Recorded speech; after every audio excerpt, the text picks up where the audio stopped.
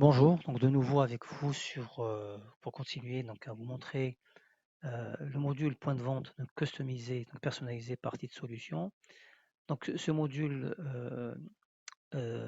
point de vente, donc Odoo sur la version 14 que nous avons customisé, il considère donc deux manières de travailler. Donc vous avez la partie euh, utilisée dans les caisses, donc les personnes qui passent dans les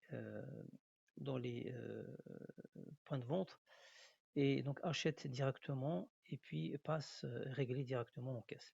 Ensuite, vous avez une deuxième partie qui est B2B, c'est-à-dire que vous avez des grands clients qui vous passent des commandes et, qui sont livrées par des livreurs et ensuite vous leur envoyez la facture et ils encaissent et vous les encaissez plus tard. Donc ce module, il gère les deux process ou les deux canaux de vente.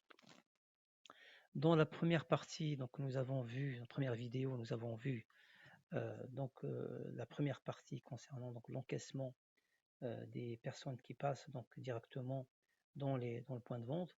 Donc nous avons considéré deux profils, donc un profil vendeur qui va enregistrer la commande et un profil caissier qui encaisse la commande du client.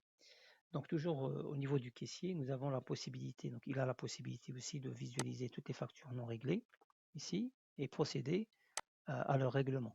Donc on peut enregistrer le règlement ici, donc on choisit le mode de paiement et on crée le paiement. Donc cette facture, on va la donc visualiser ici, donc elle est là. Pareil, donc on va regarder donc ce qui a été fait dessus, donc elle est payée. Et on peut aussi la repasser à la métabrouillon ou créer carrément un avoir.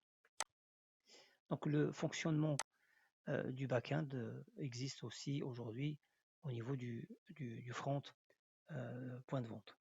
Vous avez aussi la possibilité de visualiser donc les factures à voir et procéder à leur règlement. Nous avons aussi la possibilité de créer, par exemple ici, quand vous avez une commande, et ajouter, donc appliquer une remise en montant fixe.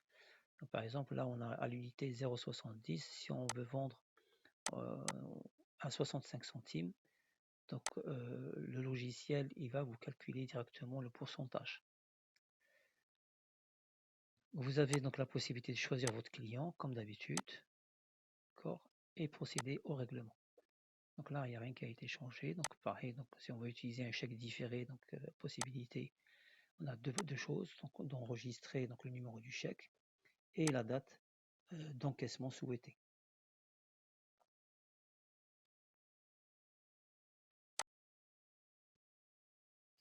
Avec la possibilité de générer une facture.